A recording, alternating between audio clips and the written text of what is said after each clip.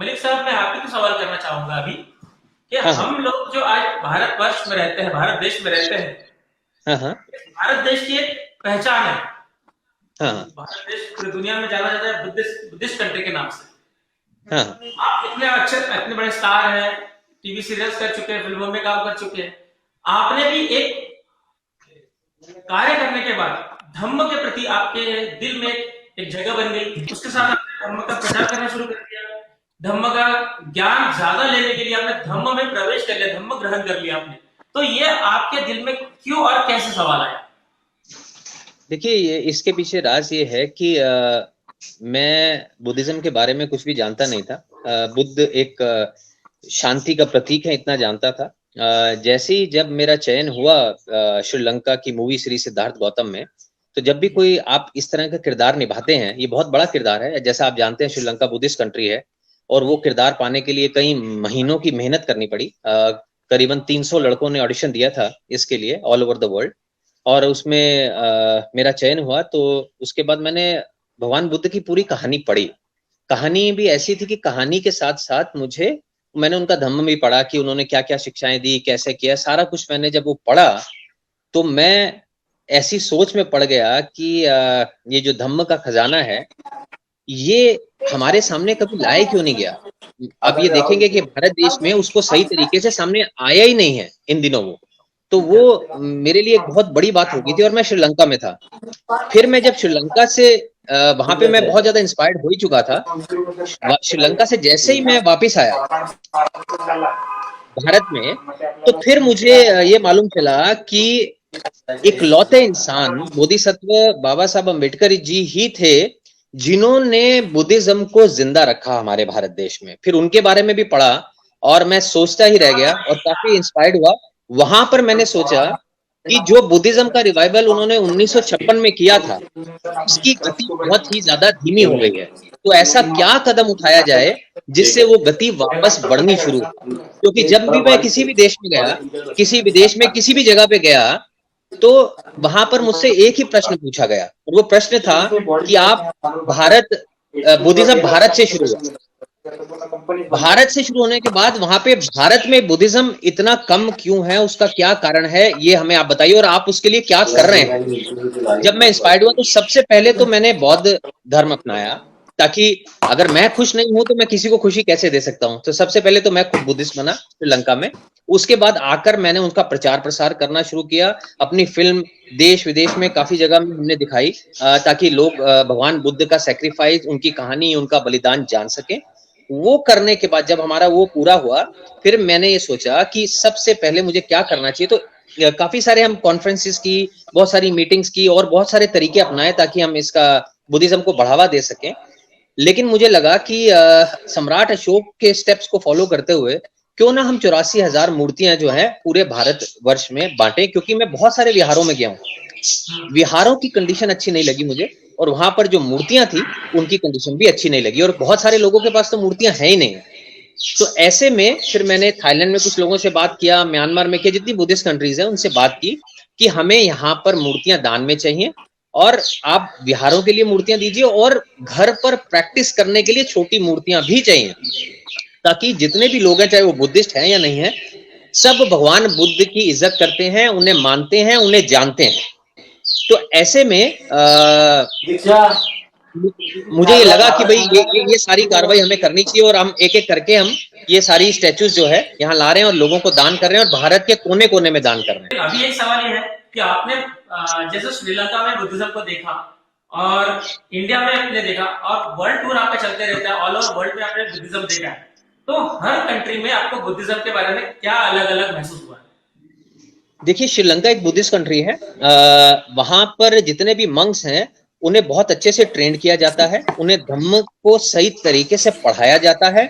वहां मंक की इज्जत कैसे करनी है ये भी सिखाया जाता है, और मंक्स जितने भी डिवोटीज हैं उनके कैसे पेश आए ये भी बताया जाता है। धम्म को फॉलो करना क्या होता है, कैसे आप उसको अपने जीवन में ला सकते हैं, इन सारी बातों का बहुत अच्छे से वहां सीखना पढ़ना होता है। और जब मैं भारत में आया तो मुझे इस चीज की कमी लगी, क्योंकि मोनेस्ट्री बहुत कम है, धम्म का ज्ञान बहुत कम लोगों को है जो सही तरीके का है। और उससे क्या हो रहा है कि जो नए मंक्स आने चाहिए जो बच्चों को ट्रेन करना चाहिए या जो बुद्धिस्ट है उनको ट्रेनिंग देनी चाहिए, वो देने वाले लोग कम है और देने वाली मोनेस्ट्रियां भी बहुत कम है, जिसके कारण ये हो रहा है कि लोगों को नहीं मालूम कि मंक्स की इज्जत कैसे की जाती है और मंक्स को भी एक कई सारी चीजें फॉलो करनी है ताकि वो लोगों को ये सिखा पढ़ा सकें। वो मुझे बहुत ज्यादा कमी दिखी है और उसके ऊपर भी आने वाले समय में हम काम करने वाले हैं ताकि हम ये जान सकें कि मंक्स कितना बड़ा सेक्रीफाइस देते हैं अपने घर बाहर को छोड़कर, और उन वो ज्ञान का जो खजाना है उनके पास, इस पर भी काम करना चाहते हैं। वो ज्ञान, वो बौद्ध धर्म का ज्ञान हमारे लोगों के बीच में कैसे बांटे, इस पे काम करने वाले हैं। काफी डिफरेंस है। हम अभी अगर बुद्धिज्म के हिसाब से देखें तो काफी पीछे हैं और जो बुद्धिस्ट देश है उनसे, और उसके लिए हमें बहुत मिलजुल कर एकजुट होकर काम करना होगा। मेरा सवाल यह है कि भारत देश में जो बुद्धिज्म जो है वो ना फैलने का कारण कई राजनीतिक शिकार तो नहीं हो रहे, या धर्म का जो भारत में जो धंधा चलता है धर्म का, कहीं उसकी वजह से तो सही ज्ञान लोगों तक नहीं पहुंच रहे? इसके बहुत सारे कारण हैं, राजनीतिक कारण भी हो सकते हैं, उसमें कोई दो राय नहीं है, और भी बहुत सारे कारण हैं जो इसके हो सकते हैं। लेकिन सबसे जो जरूरी बात यह है, जो आप मेरी समझ नहीं रहे हैं, मैं एक हिंदू परिवार में पला बड़ा, मैं बौद्ध हुआ। आप सोचिए कि अगर जब मैंने धम्मों को पढ़ा, धम्मों को जाना, तो मैं बौद्ध हो गया। ऐसे ही आप सोचिए कि बहुत सारे लोग इस दुनिया में हैं, हमारे देश में हैं, जब वो सही तरीके से धम्म को जानेंगे तो धम्म को फॉलो करना शुरू करेंगे। बुद्धिज्म कभी भी ये नहीं चाहता कि किसी का धर्म बदलने के लिए कहे या कहे आइए आप बुद्धिस्ट बनिए, ऐसा नहीं, उनका ये काम नहीं है। बुद्धिज्म का काम है सारे धर्मों को जोड़ना, एक अच्छी सोसाइटी बनाना और एक नॉर्मल इंसान को एक अच्छा इंसान बनाना। और वो अच्छा इंसान कैसे बनेगा? जब वो धम्म का पालन करेगा, जो बुद्ध ने 8 फोल्ड पाथ और उन्हें जो पंचशील मार्ग बताया है उसको फॉलो करना शुरू करेगा, जो कोई भी अपना सकता है। एक बेहतर हिंदू बन सकता है, बेहतर मुस्लिम बन सकता है, बेहतर क्रिश्चियन, बेहतर सिख। तो हमारा जो मकसद है बुद्धिस्ट लोगों का, वो सारे समाज को एक साथ इकट्ठा करके और अच्छा समाज बनाना है। तो ये मुझे लगता है कि ये राजनीतिक कारण से ज्यादा जरूरी ये सारी चीजें हैं कि मोनेस्ट्री बनाकर धम्म का ज्ञान सबको दिया जाए। ये सबके लिए है, ये किसी खाली बुद्धिस्ट लोगों के लिए धम्म नहीं बना, धम्म सबके लिए बना। मेरा एक और सवाल कि डॉक्टर बाबा साहब अम्बेडकर इन्होंने 1956 को धम्म दीक्षा का प्रोग्राम नागपुर में किया, उसके बाद चंद्रपुर में किया, उसके बाद उनका जो रोटेशन था मुंबई का था, उसके बाद बेंगलोर का था। लेकिन नागपुर और चंद्रपुर का होने के बाद किसी वजह से उनका देहांत हो गया, इस दुनिया को छोड़ के चले गए। तो ये उसके बाद के जो वर्क है, बाबा साहब का जो मिशन था बौद्धमय भारत करने का, वो मिशन के लिए आज कोई भी राजनीतिक जो पार्टियां है या जो बाबा साहब का नाम लेकर काम कर रही है, ऐसे कोई भी मिशनरी वर्क करते हुए नहीं दिख रहा है। तो इसके पीछे आपको क्या कमी महसूस होती है? देखिए जी, एक बड़ा मुझे ऐसा लगता है कि बहुत सारे लोग हैं, ऐसा नहीं है कि काम नहीं कर रहे, लेकिन जो मुझे मेरे पर्सनल व्यू में कमी दिखती है वो एकजुटता के साथ काम करने में एक कमी है। वो क्या हुआ कि कुछ लोगों की वजह से बहुत सारे लोग बदनाम हुए, लोगों का विश्वास भी टूटा कि कोई अगर अच्छा काम करना चाह रहा है, क्या ये वाकई में धम्म के लिए कार्य कर रहा है या क्या ये वाकई में बौद्धमय भारत को बनाने के लिए कर रहा है। वो जो विश्वास है उसकी कमी है। उसके लिए हमें कुछ चेहरे, कुछ लोग ऐसे चाहिए जो सच्चे मन से धम्म का कार्य करेंगे, तो ये जो बाबा साहब का सपना है वो पूरा होने के चांसेस हैं। मैं तहे दिल से आगे बढ़ चुका हूं। मेरी कोई जिसे कहते हैं ना पर्सनल इच्छाएं या पर्सनल ऐसी कोई सारी चीजें नहीं है। मेरा एक ही मकसद है कि धम्म का प्रचार प्रसार करना और जितने भी बुद्धिस्ट लोग हैं उनको एकजुट करना, मंक्स को सही टीचिंग, मतलब बच्चों को ट्रेन करना ताकि वो मंक्स जब वो बड़े हों तो सही ट्रेनिंग ले सकें और फिर ट्रेनिंग लेने के बाद वो उसका प्रचार प्रसार कर सके, और लोगों में ये बताना कि मंक्स की इज्जत कैसे करनी है और मंक्स को भी आपस में कुछ ऐसा एक सेटअप करके एक संघ ऐसी बनाना ताकि वो लोगों को धम्म का ज्ञान दे सके। लोगों को धम्म का ज्ञान तो सबसे पहले मेरे हिसाब से घर से ही होना चाहिए। हमारे जो बच्चे हैं उनको बुद्धायन की इस धम्म का पठन करने की आदत लगानी चाहिए, नहाने के बाद। ये सब कुछ शुरुआत अगर घर से होती है तो शायद मित्रों में भी ये बातें फैल सकती है, बट घर में ही हमारे इस बात की कमियां हैं।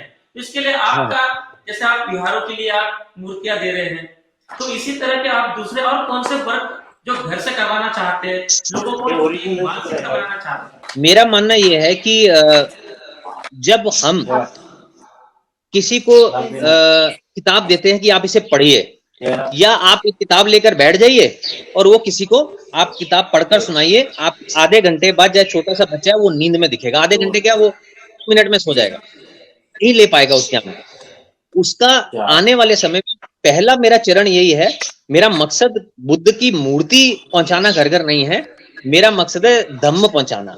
जहां जब बुद्ध पहुंचेंगे तो धम्म अपने आप वहां पर किसी ना किसी तरीके से पहुंचेगा, जिसे हम पहुंचाने की पूरी कोशिश करेंगे। जो आप घर घर की बात कर रहे हैं, उसके लिए जो हमारा आप इंडिया के लोग हैं, बच्चा जो है, जो 5 साल से लेकर 12 साल तक का जो बच्चा है, वो आंख से देखकर सीखता है। नितिन जी, आप एक मिनट वो अपने बाकी काम छोड़िए, थोड़ा सा ये सुन लीजिए, क्योंकि वो बीच में डिस्टर्बेंस होता है। 5 साल से लेकर 12 साल तक का बच्चा सबसे ज्यादा सीखता है, और वो देखकर सीखता है। वो जब देखकर सीखता है तो उसको ऐसी चीजें जो धम्म, बुद्ध एंड द धम्मा, बाबा साहब ने जो किताब लिखी है, उसका कहीं ना कहीं सीरीज, फिल्म या कोई एक ऐसी चीज बनानी चाहिए कि जब बच्चा उसे देखे तो एक बारी में जान जाएगा, उसको इंटरेस्टिंग बना के सामने दिखानी चाहिए। तो इसलिए मेरा मानना यह है, जो मीडिया ही एक लौता तरीका है एंड ऑफ द डे जो घर घर तक पहुंच सकता है और बच्चों को आसान तरीके से धम्म के बारे में या बड़ों को भी बता सकता है, क्योंकि जब आप देखते हैं तो आप जल्दी ग्रैब करते हैं। तो आपने ये सही मेरा पॉइंट आपका पकड़ा, आंसर था। सही पॉइंट पकड़ा है। बरसों से जितने भी धर्म के बारे में प्रचार हुए हैं, वो एक फिल्मों हाँ, के माध्यम से, गानों के माध्यम से, ऐसा ही होता है। पुराने धर्मों के माध्यम से पुराने ऐसे होता है। और जी।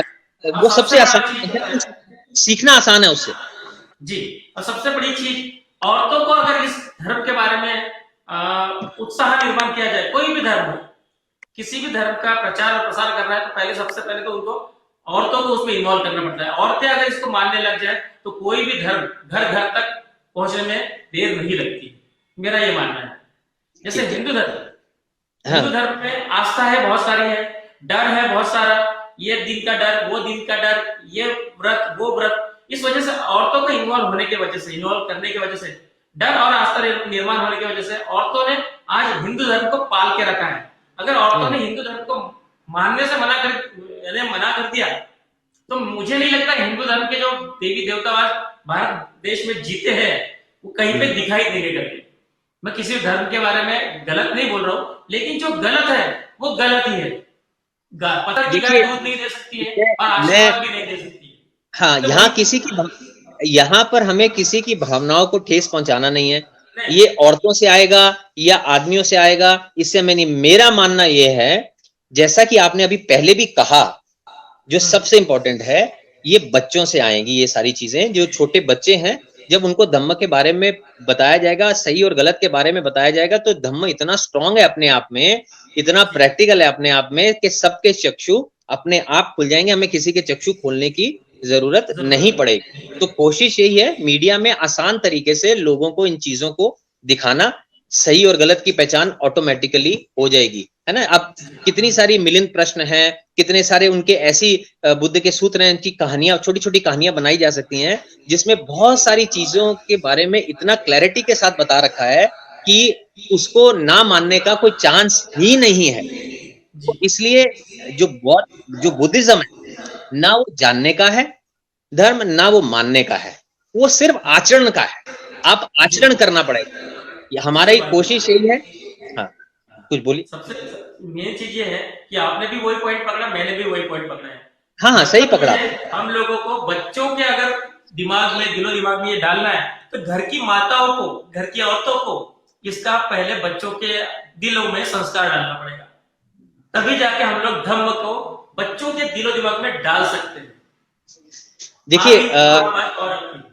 देखिए जमाना मॉडर्न है, हमें जमाने के साथ चलना होगा। तरीका एक ही है कि हमारे पास बहुत इंटेलिजेंट लोग हैं, बुद्धिस्ट लोग, स्कॉलर्स हैं। वो स्कॉलर्स छोटे छोटे एपिसोड्स बनाएं धम्म को लेकर, उसके ज्ञान को लेकर, उसे प्रसारित किया जाए मेन स्ट्रीम चैनल पर, बाकी नॉर्मल चैनल्स पर भी, जो आपकी कोशिशों के साथ आपके चैनल्स पर भी, हर जगह उसको प्रसारित किया जाए छोटी कहानियों के रूप में, ताकि लोग देखें और प्रैक्टिकलिटी को समझें। वो समझेंगे तो आपको कुछ करने की जरूरत ही नहीं है। मुझे किसी ने कहा थोड़ी ना था कि तुम बौद्ध हो जाओ, मैंने तो पढ़ा है, मैंने पढ़ने के बाद तो मैं हो गया ऑटोमेटिकली बौद्ध। जब मैं हो सकता हूँ तो सारी दुनिया हो सकती है। जी, आपने इस बात को दिल से माना, इसलिए आपने उसको पढ़ा समझा, हाँ। तब जाके आपने ग्रहण किया। दिल से धम्म की खूबसूरती क्या है, उसमें मानने ना मानने वाली कोई बात ही नहीं है। उन्होंने जो सच्चाई है वो सामने रख दी है। जी जो आंख से दिखता है, कान से सुनता है, वही लिखा है उन्होंने। जो जी आंख जी से दिखता नहीं है, जो कान से सुनता नहीं है, उसके बारे में उन्होंने नहीं लिखा। तो वो तो प्रैक्टिकल सच्चाई है, उसको मानने या ना मानने में तो कोई बात नहीं। ये मेरी 5 उंगलियां हैं, उन्होंने लिखा है कि हाँ ये 5 उंगलियां हैं। अब इसको अगर वो घुमा फिरा के कहेंगे नहीं ये 5 उंगलियां थी या 6 थी या 7 थी, तो उसका तो कोई है नहीं। उन्होंने सिंपल कहा ये 5 है तो मतलब 5 है। तो उसमें जी। ना मानने वाला। मेरा एक सवाल और है कि जैसे हाँ। भारत देश के अंदर डॉक्टर हम्म। बाबा साहब अम्बेडकर इनकी मूर्तियों के साथ में विटंबना की जाती है, कभी तोड़ा जाता है तो कभी कुछ किया जाता है। तो ये जो यानी वातावरण तैयार किया जाता है, इसके पीछे का रीजन क्या हो सकता है? आप क्या बताना चाहोगे इसके बारे मुझे लगता है कि कई बार ये बहुत, देखिए, बाबा साहब की मूर्ति को ऐसे करना, इतने इतने सम्मानजनक इंसान की मूर्ति के साथ ऐसा करना बड़ी दुखदाई बात है। मतलब आप ये देखिए, मैं कई बार सोचता हूँ एक इंसान को जब लोगों के साथ बैठने नहीं दिया गया, डिस्क्रिमिनेशन किया गया, साथ में बैठकर पढ़ने नहीं दिया गया, सेम जगह पे पानी नहीं पीने दिया गया, खाना नहीं खाने दिया गया, इतनी सारी चीजें करने के बाद, स्ट्रगल करने के बाद उस इंसान ने इतनी पढ़ाई कर कर भारत का संविधान लिख दिया और अपने आप को इस ओहदे पर पहुंचा दिया कि आज हमारे चाहे प्रधानमंत्री हैं, चाहे वर्ल्ड में किसी भी देश के प्रधानमंत्री हैं, उनकी फोटो आगे आती है तो सबके सर झुक जाते हैं। आप ये बात बड़ी मानने वाली है। तो जी वो ये ऐसे सम्मानजनक आदमी के साथ अगर वो मूर्ति तोड़ेंगे, तो मुझे लगता है ये उनकी बहुत ही बुद्धिहीनता है जो इस टाइप के कार्य करेंगे। और इसका पीछे जो कोई कारण कुछ नहीं है, उनकी बुद्धि नहीं है। उनको यही समझ के माफ कर देना चाहिए कि वो क्या कहते हैं, ऐसे बुद्धिहीन आदमी को यही नहीं पता कि क्या करना और क्या नहीं करना, तो उनको अक्ल नहीं है। उसके पीछे जो हाथ है, आई थिंक कुछ बहुत सारी चीजें हो सकती हैं, इसके बारे में क्या टिप्पणी करूं। बट मैं उनको कहता हूँ ये बुद्धिहीन लोग हैं, इन्हें मालूम ही नहीं है किसकी इज्जत करनी और किसकी नहीं करनी। जी। जैसे कि अभी हम लोगों का विषय चल रहा है डॉक्टर बाबा साहब अम्बेडकर इनके ऊपर में। तो डॉक्टर बाबा साहब अम्बेडकर इन्होंने पुरानी जो प्रथाएं थी, औरतों को मिलने वाली सुविधाएं से लेके औरतों की जो सम्मान था, वो सब कुछ बाबा साहब अम्बेडकर इन्होंने अपने संविधान में लिख कर लोगों को दी है, औरतों को दी है, प्रदान की है। जैसे कि हम्म। आज अगर औरत शादी करती है, गवर्नमेंट ड्यूटी या प्राइवेट ड्यूटी भी करती है, तो प्रेगनेंसी के लिए उनको जो लीव मिलता है, जो छुट्टियां मिलती है, वो पेमेंट के साथ मिलती है।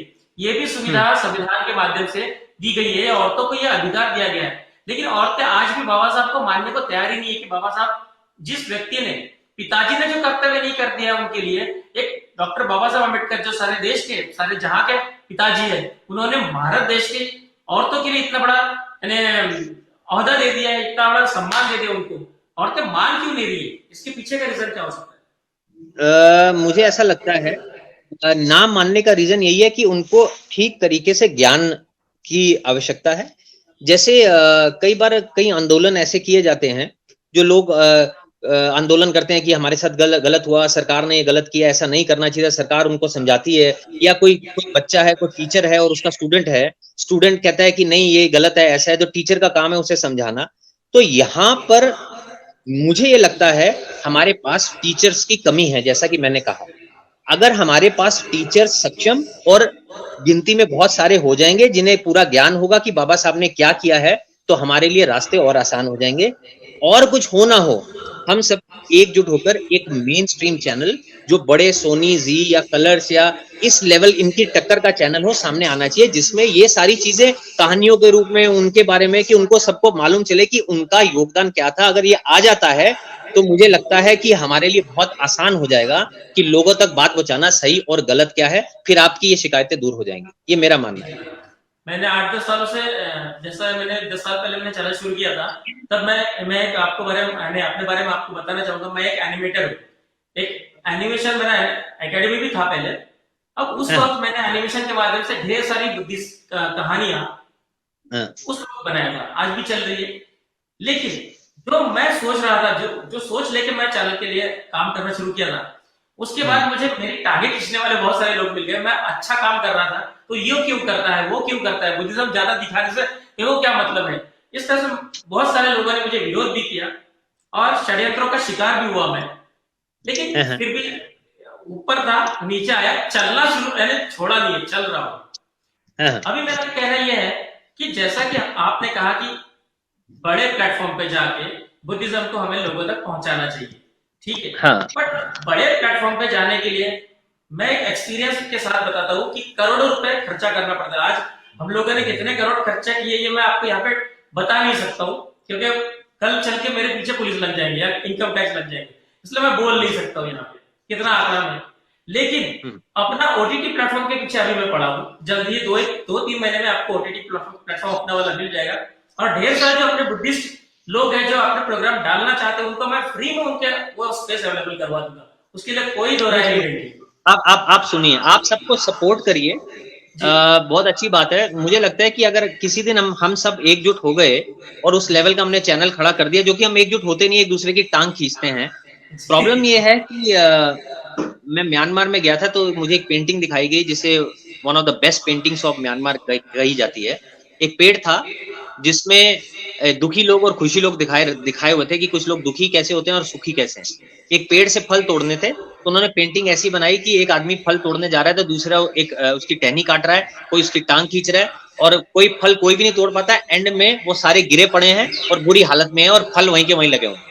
एक में दूसरी पेंटिंग उसके पैरेलली सेम पेड़, सेम सब कुछ, सेम लोग, लेकिन वो एक दूसरे को कंधा देते हुए, एक ने दूसरे को दिया, दूसरे ने तीसरे को दिया, एक एक करके सारे फल तोड़कर सबने इकट्ठे किए और सब मिलके उसके बाद खा रहे हैं। तो ये जो पेंटिंग है इससे बहुत कुछ सीखने को मिलता है। अगर हम सब एकजुट हो जाएं, आप जैसे लोग जो इतनी मेहनत कर रहे हैं, इतना एफर्ट डाल रहे हैं, आपके साथ कुछ लोग जुड़े, कुछ हमारे साथ लोग जुड़े, हम एक पक्की महासंघ बनाएं, एक ऐसी संघ बनाएं जो पूरे विश्व में एफिलेटेड हो सारे बुद्धिस्ट देशों के साथ और वो उस पर काम करना शुरू करे।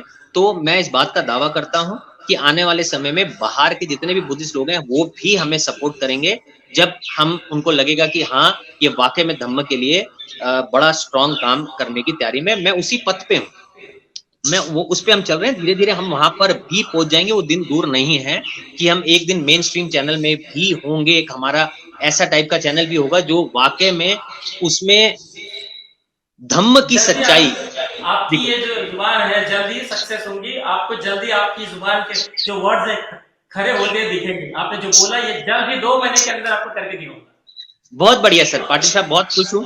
और पाटिल साहब आज थोड़ा सा मुझे समय की थोड़ी सी शॉर्टेज है, अगर आप मुझे अब इजाजत देंगे